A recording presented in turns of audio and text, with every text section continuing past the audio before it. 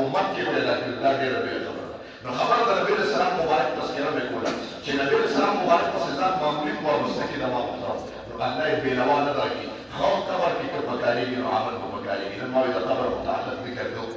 چې انسان مړی وشي او قبرستان ته یې وړي نو سپاري به څنګه او ویدي به قبر کې څنګه. پہلا خود جنازے متعلق ہو رہے اکثر خلقو ذہن کې دا شبهې یې په دې باندې جګړې یعنې چې جنازې په چپړو کې وکړه او جنازې د چپړو د پاسه وکړه. بعضې خلکو دا ډېره شبهې او په دې په جنازه کې جنګ یو خبره. دویم مړی چې ښخوي څوک به یې ښخوي څنګه به یې ښخوي خاوره به څنګه اچوي. نن طریقه یاده کړئ انشاءالله اسلامي طریقه یاده کړئ. لومبی خو د جنازې خبره ووایي چې انسان جنازه کې نو درې قسمه په پیزارو کې د ټولو نه مخکې پیزار یو تلې دی. اوس دا چېرې پیزار راغلي اکثر او که ستاسو خیال نو په جنازګاهونو کې پمپونه هم لګېدلي خیال هم شته په جنازګاهونو کې څه شته د اوبو پمپونه هم لګېدلي. نو دا چېرې پیزار دی بعضې خلک داسې چې جنازګاه ته ننوځي نو په دغه پمپ ته هغه چېرې چپړې ووینځي. نو اوس خبرې ته توجه کوئ. بعضې سړی د هغه د پیزار لاندې طرف هم پاک دی او پاکې طرف هم پاک دی پاسنۍ. نو که دې په پیزار کې ودرېږي نو جنازه کېږي ځکه جنازه کې سجیده نشته. جنازه کې څه نشته؟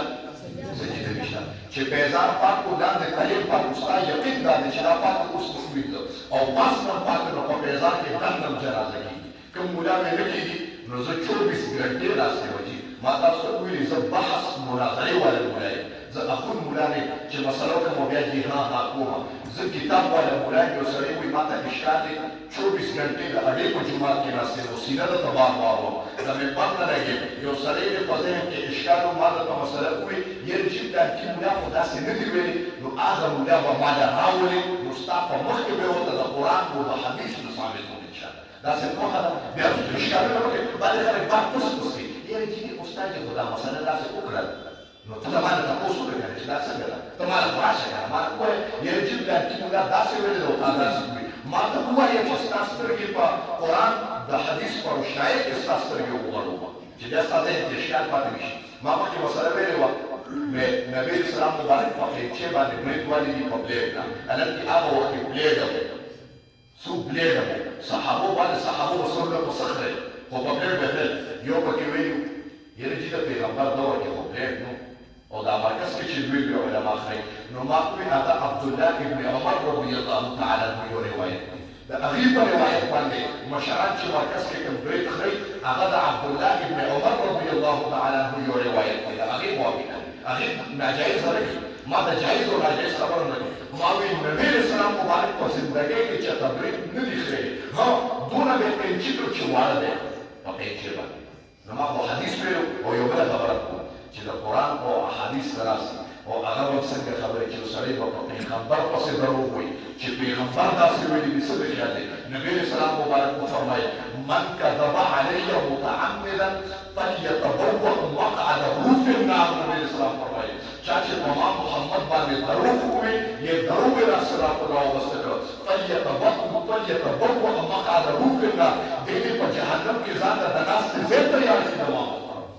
څنګه به یو عالم او یو سړی تا ته سره د پټي په منبر باندې یا د قرآن مخې ته وایي چېرې ځي دا مسله داسې ده. ها استاد اشکال دی ما ته په مخامخ ووایي ما ته ووایي یعنې چې دې مسله کې اشکال بار بار راته پس پس نه کوې چې بیا پرې ته تفصیلي کړې ځکه تا سره خو علم نشته. تا خو ټول عمر د میږو سره د حیواناتو سره تېر کړی ته خو د دین نه وابسته نه یې که تپوس وکړه قسم په الله زموږ والد صاحب د یو بابا راغی دا خبره ستاسو د علم په لغوانې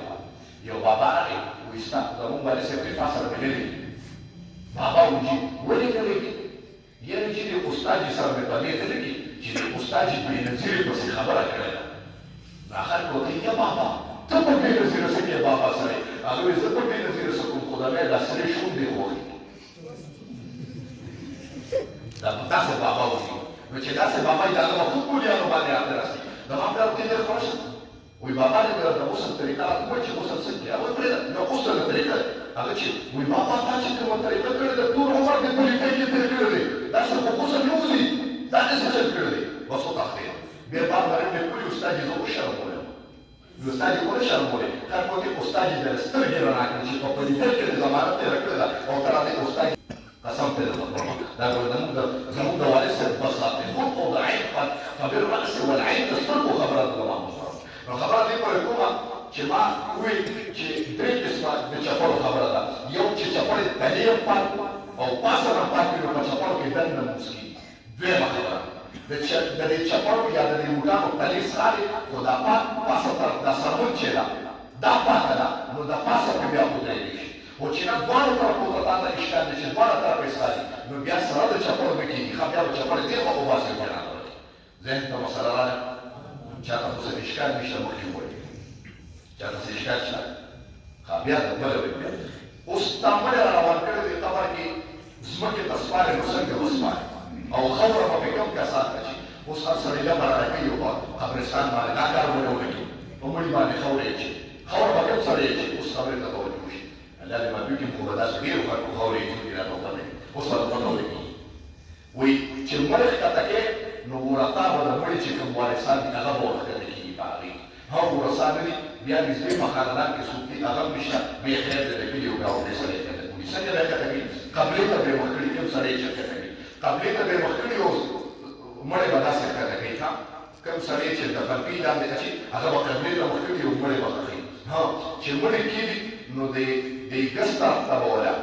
داسې خاوره یا لوټه کېږي چې د دې مړي مخ قبلې طرف دی او که مخې باندې ټول وجود ته باډي چې کومه د انسان ده قبلې طرف ته راوړو بیا به د مخ قبلې طرف ته راوړي سلوټه به ورته کېږي ښه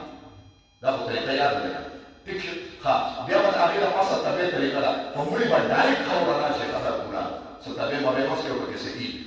یو خبره کوم د قبر به څنګه وباسي بعضې خلک داسې قبر وباسي چیټي دا خبره یاد ساتئ زما محترمو که قبر چیټو چا چیټ قبر ایسته چې دا انسانان راشي نو دا مړی ډایرکټ راباسي او تبو سره یې سر ولګېدو سر یې مات شو په قبر کې نو الله به تا رانیسي ښه دا زموږ مولوي صاحب یو کس راغلی دی چې زوی به ولي د جړلې راغله دا مولوي صاحب ورته قبر ور وباسي قبر ور چیټ ایستی چې قبر یې وکتل ویې کتل د هغه سر مات شو دومره چیټو دا خو انسان راباسي د قبر د کنستلو اسلامي طریقه دا ده چې کوم انسان وفات شوی د هغه هرې به وګورئ چې څومره دی نو که 5 فوټو 15 فوټه وو نو 2 فوټه وښکتهوالی وباسي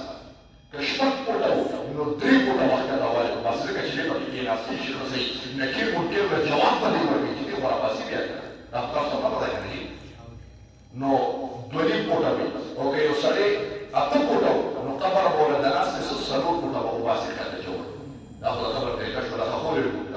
هم خاوره به څنګه چې طبیعي دې کېښوده کوم سړی په قبر کې لومبې به خاوره څنګه چې نو کوم چې وارثان دي یا کوم سړونه دا کلمو کې 3 لپې به په لاسو باندې ټول خلک اچوي چې ولاړ کوم خلک باچي هغه خلک باچي چې هغې له دا کلمو دي لومبې لپه به د خاورې نه رانکه کړي وروا بچي نو دا به ووایي چې ومنها خلقناکم لومبې له سره ومنها خلقناکم دویمه لپه به د خاورې راواچي وروا بچي وبه وفيها نعيدكم دا کلمه وي بیا چې دویمه لپه راواچي ورواچي وبه ومنها نخرجكم تارة أخرى دا کلمه وګورئ نو دا درې لپې برابر شو بیا به په کې ورواچي څه طریقه یاد شو دي هغه کسان به قبر کې په لپو باندې خاوره اچي چې دا کلمه ورته منها خلقناكم لومبې لپې سره دویمه لپې سره وفيها نعيدكم پوه شئ اوس ترجمه یې درته ویل ومنها نخرجكم تارة أخرى لومبې لپه کې چې انسان وي ومنها خلقناكم د دې مقصد دا دی چې الله د دې لپې نه تاسو پیدا کړي دي او دویمه لپه چې ورچې نو دا وی وفيها نعيدكم مقصد دا دی الله دې ته زموږ واپس وشو او درېم ته وکړي ومنها نخرجكم تارة أخرى دا الله ومنها نخرجكم الله د دې قبر نه نخرجكم بیا به ووځو تارة أخرى یو ډېره بیا دا درې کلمې او درې لپو سره بیا چې شروع واچي او قبر به داسې د اوښ چې دا کومه دغه دا کوب غوندې داسې به قبر جوړ کړي او د قبر د پخېدو خبره درته وهم دا ګران بیا دی دا مثلا د کېچې قبرونه دا سیرې ویلې پکې چې یو بله خبره ده یو څو مسلې دي دا خیر دی دا یو څو مسلې زده کړې دا ستاسو لپاره ډېرې مفید دي بعضې خلک قبر پخوي نبي اسلام مبارک نهى رسول الله صلی الله علیه وسلم نبي اسلام مبارک د قبر د پخېدو نه منع کړی دی چې قبر به نه پخوي هغه یو څو ځایونو کې درته ویل چې څوک به قبر پخوي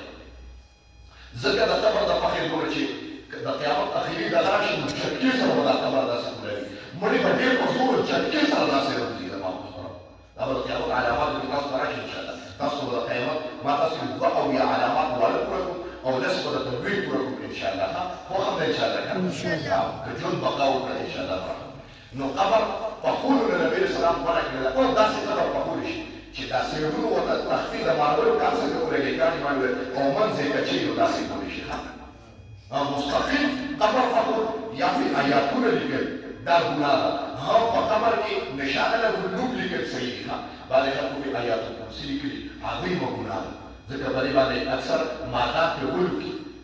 یعنې یو نیمې ونې راشي چاسیان بنګیان پرې کیني د پاسه پته نه ده علمي کړه نو چې څومره پرې څوک کېناسته یا پرې ماښام ولک وکړه او څومره د قرآن احادت او بېزتي وشوه ستا په کې صلی الله علیه وسلم پته ولګېده انشاءالله. قبر یو څو ځایونه کې قبر پخولی شي یو هغه ځای کې چې کومه مقبره ډېره زیاته شاړې او خلک کفنونه وباسي د مړي نه پخوا به داسې کېده مړو نه به یې کفنونه ایسته کوم ځای کې چې د مړو نه کفنونه وځي یا د مړو بېزتي کېږي یا داسې حیوانات هلته چې هغه تازه مړي راوباسي نو خوري یې نو بیا قبر تاریک کول پکار دی. یا بل یو ځای داسې کچه ده چې اوبه پرې راغلې او تاریک کېږي تا ته ښه نه لګېږي نو هغه قبر پخولی شي. هغه قبر څه کولی شي پخولی شي چې بېزتي کېږي د مړي یا داسې ځناوري چې هغه مړی راوباسي او خوري یې یا چې داسې ځمکې چې اوبه پرې راغلې ښکته کېږي ختمېږي نو دې درېو حالتو کې هغه د پخولو طریقه به ته خوري چې مغز به یې خالي او سیرونه یې پخولی شي. آیاتونه به پرې لیکي بعضې خلک هلکه د قرآن دم کړي اوبه د قبر د پاسه اچوي عظیمه ګناه ده عظیمه ګناه. بعضې خلک د زمزم اوبه په قبر اچي عظیمه ګناه ده. بعضې خلک په د اختر په ورځ باندې په قبر سیره اچي عظیمه ګناه ده. دا سیره د 40 روپۍ په 100 روپۍ واخیسته دا مه کوه په قبر باندې چې کوم دی راشي سورې فاتحه دغه وکړه او دا کومې 100 روپۍ چې د قبر په سیره لګې دا یو طالب ده عالم ده ماشوم ده یتیم ده مسکین ده فقیر ده ورکړه چې دلته څه وکړو ستا پلار ته د حصه ورسېده په سیرو سره کېږي دا اسراف دی دا ګناه ده. بعضې خلک داسې چې د قبر لږ شي د اختر پر ورځ چې قبر صفا کېږي دغه دا څه ورته هغه شنه شنه ته اوښ وکړي دغه درب دا درب خو ظالمه د قبر د پاسه ثنا وي. نبي علیه السلام په قبر تېرېدو صحابه ته وي په دې قبر باندې عذاب دی نو نبي علیه السلام یو شي بوټی راواخیست او په قبر باندې کېښوده هغې ورته د الله رسول ولې نبي علیه السلام مبارک ورته وکړي چې دا شین بوټي تر کومې پورې د ده وي نو د ده په قبر کې او په عذاب کې به الله سپکوالی راولي الله به په عذاب سپکوي ځکه دا ثنا وي او ته ته لاړ شي هغه بوټي کې وي او سیرې پرې واچوي دا ولې د لعینه راولي نو دا یو څو مسلې ډېرې اهمه وي د قبر متعلق ډېره لعینې وي. بعضې خلک به تاسو وایي چې قبرونو ته تلل نه پکار هر وخت کې مقبرې ته تللی شي هغه تخصیص مو پکې نه کوي داسې به چې څوک د اختر پر ورځ جایز دی او نور جایز نه وي دا ګناه او بدعت هر وخت کې مقبرې ته تللی شي. بعضې خلک به کوي چې مقبرو ته ولاړ نو چې څوک درته وایي وزر باندې راوړی راشي د مولاد دغه طریقه له بوځه بیا درته ووایي ذهن ته مسله ده انشاءالله. نن وایي چې موږ د قبر او د مقبرې متعلق د یو څو رسمونه دي چې دا ډېر عام دي کوم مسلمانانو کې دا علمي ده زما دا علمي څه کې ګناهونه وکړو وایي ګناه کوي د ثواب پر نیت باندې ښه ګناه یې دوام وکړو ذهن ته څه مسله راغله انشاءالله الرحمن حدیث ته وکړي صفحه ته یاد ده کنه صفحه یاد ده څه صفحه کوم جی قربان زنانه تلشي مقبرې ته خو داسې ټیم کې تلشي چې په دغه ټیم کې ډېره زیاته رش او سړي په لار باندې ډېر ولاړ وي خاموشیت ته پرېږدي شي خاموشي څنګه سهار وخت نږدې شي کوم چې صبحي وخت دی ځکه سړي دغه ټیم کې چې د پردې اهتمام یې پکې وکړي شي او چې بې پردګي پکې کېدل عظیمه ګناه ده. یا په کومه لار تاسو پوه شئ چې د ډېر کوچر هلکان ولاړ دي او زنانو ته ګوري او هلکان ته نه شي بندولی نو په دغه مقبرې ته لار ته بیا زنانه بندول پکار دي. چا ته به څه مسلې ووایي نه دی نه دی ګرباخیل کې کول په قبر ګناه ده عظیمه بدعت نه نشي وایي شین بوټی نشي وایي قبر او واښه چې پراتې کوچ واښه کې سبا کې شین بوټي به دې نه لګي ما خو شین بوټي د قبر د پاسه ثنا وي